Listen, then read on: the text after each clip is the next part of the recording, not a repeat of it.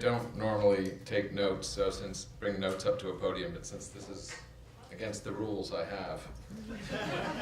Because I'm also don't normally talk about what I haven't written, but what I have. So I thought I'd just do the day. This morning, when I got up,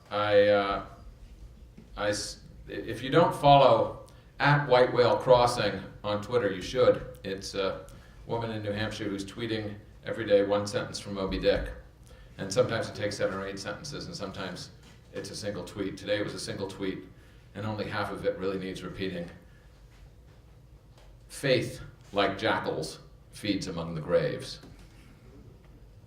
It's in the fantastic chapter where Father Mapple's sermon takes place about Jonah in the church in New Bedford. And it made me think that I'd been thinking just the same thing the other day when I was in the subway and there was a woman saying, "None of us knows the hour, who of us can say the day?" Which brought me back about 8-9 years to when I went out to Flushing, Queens, and it was Billy Graham was doing The Last Crusade. And I thought I shouldn't miss the last one. And I thought, what's so electrifying about this guy? And basically it was, none of us knows the hour and who can say the day. And I found that interesting because I've been going back and back to Rwanda, and I've been going back recently particularly to think about how people are living together in the aftermath of the genocide. I'd gone in the first place in the late 90s to try to understand what had gone on in the genocide. And I've been going back to think, how do you live with what should be unforgivable in your neighbor, in others? How do you make a society out of a society that's torn itself apart that much? And I had a whole other idea about how I was going to come up here tonight and talk to you about Abu Ghraib, what Paul Muldoon just was talking about the interrogation of high-value suspects. But then I got out of the subway at Bryant Park this morning, and I was walking across a beautiful morning. And I was walking along, they have all those nice little chairs and tables set up. And as you walk along, you sort of look, and I looked, and there was a couple, and the woman was destroyed. She was just weeping at a level of complete grief that you don't usually see just randomly on the sidewalk. Her eyes and her face and everything was discombobulated. She was just torn to shreds. And the man sitting next to her was just patting her hand, sort of just like that. And of course you can imagine anything, right? You can imagine that he just told her it was over and her world was ripped open and he was not the person to console her, but he was the person sitting across from her. You could imagine that somebody had died. You could imagine almost any scenario. You could imagine that, in fact, her husband had just told her that it was over. He was desperately eager for that to happen, but he was the one who had to sit there and say, there. You could imagine anything, but what you really saw was that life rips us open sometimes and tears us apart. And one of the things I was thinking about is, well, how do you put that back together? And what comes out? The pieces that get torn apart get put back together. The amazing thing is, sometime before long, she'll be all put back together.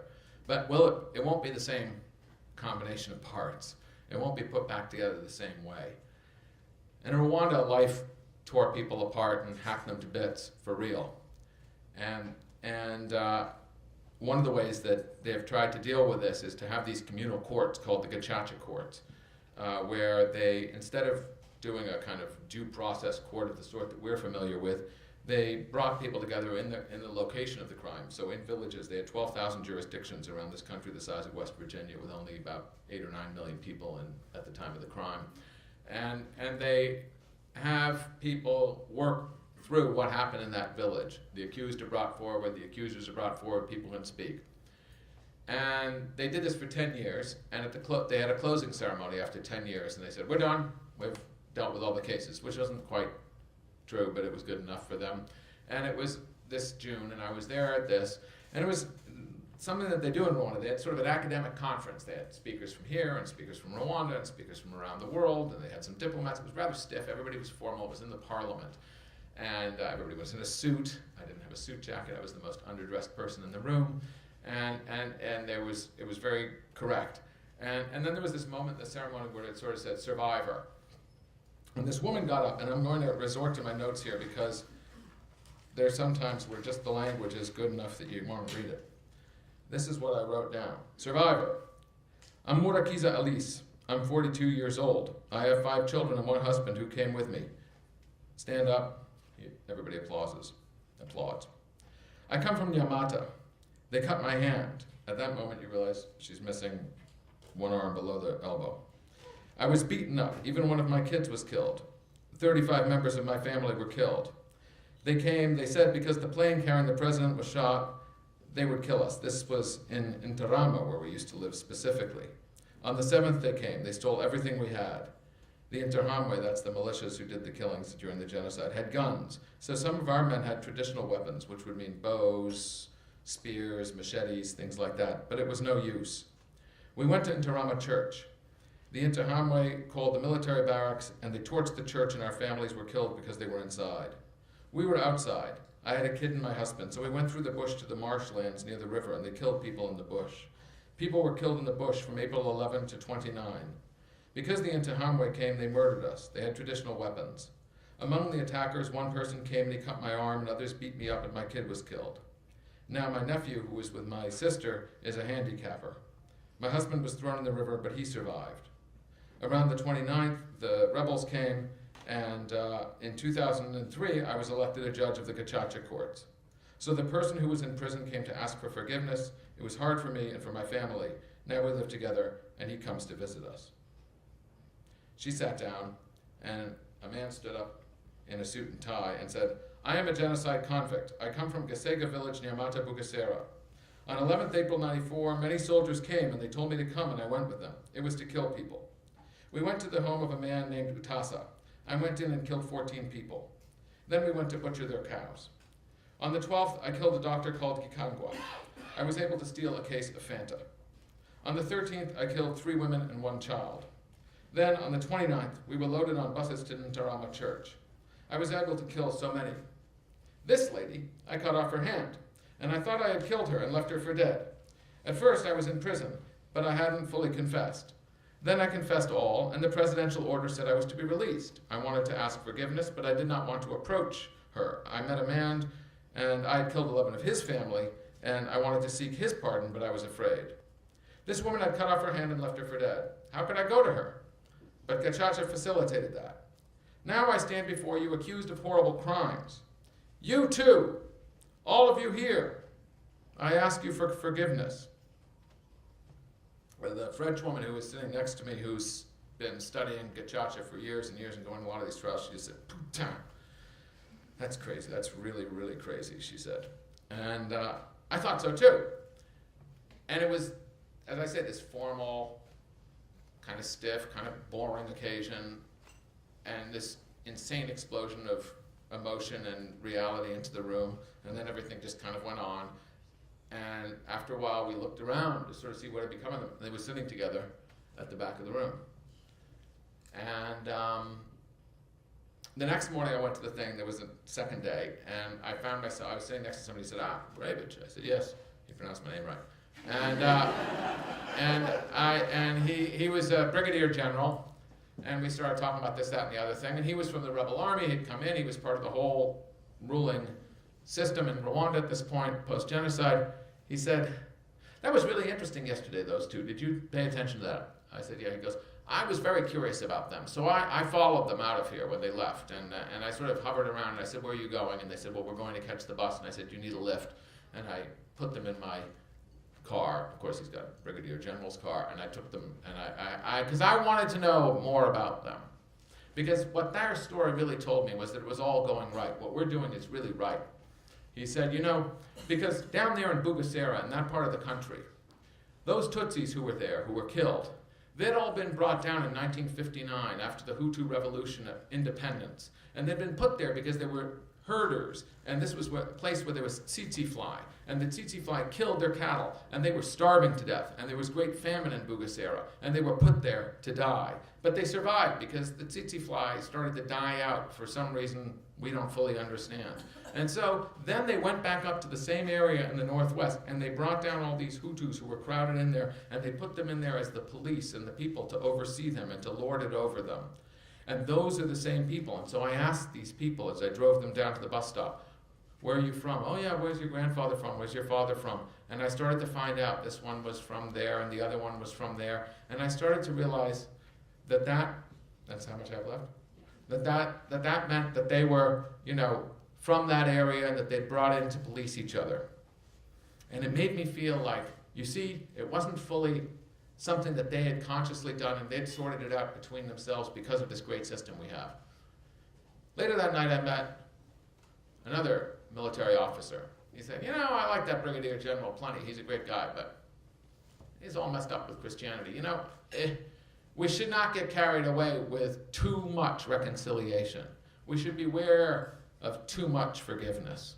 And I thought it was really interesting because they basically embodied these two poles of something that's extremely hard to assimilate. So I went down and found these two people a couple months later. I met him first. I met them in the reverse order. And he's told me the story the same way. He'd been a church choir singer, never had anything to do with bad things. He'd grown up in a country where they told him that Tutsis were evil. Then suddenly in early April they came, they said, let's go killing. He went out. The first night they said, you go forward, you kill those 14 people who are sitting there, and he killed them.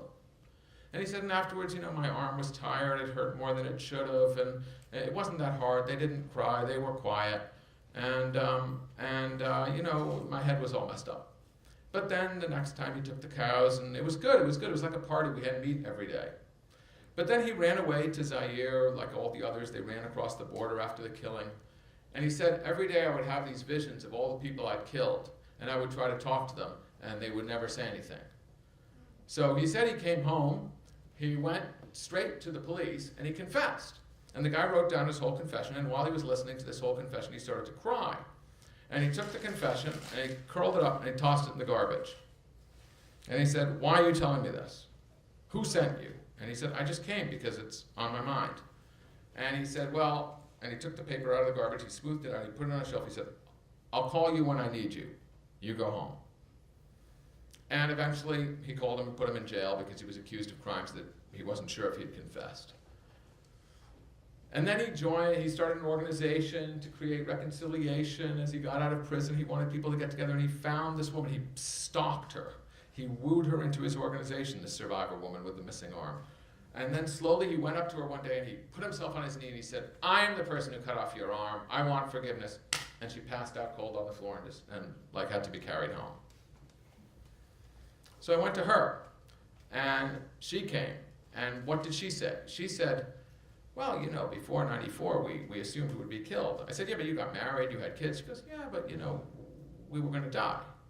When we got engaged, we didn't think we'd get married. When we got married, we said, well, we have to live because we'll die, but we'll die.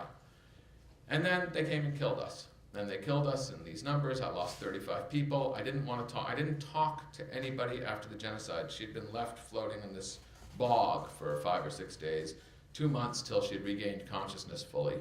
She didn't remember anything. She had no idea who'd attacked her. But she decided that she would forgive him, or if she could ever find the person who'd cut her, she would forgive him because, she said, I could see that other people who couldn't forgive, their hearts were poisoned, and I wanted my heart not to be poisoned.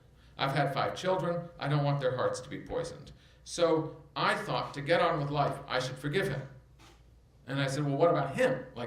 Is this about you or is this about him? Because this is something I've been trying to understand over and over. What does it mean to forgive somebody who's done something unforgivable? And increasingly I had this impression that what it was is that people were actually making it easier on themselves, that it had very little to do with the other guy. And I said, well, so do you trust him completely? And he was sitting there, by the way. And she said, oh yeah, I don't think he'd do this again. And I said, well, who killed your baby? She said, I have no idea. I said, but he was there, does he know? She said, yeah. And I said, but you are very close to each other. Does he tell you?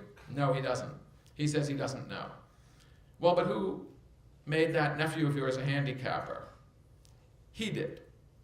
Oh, he told me he didn't.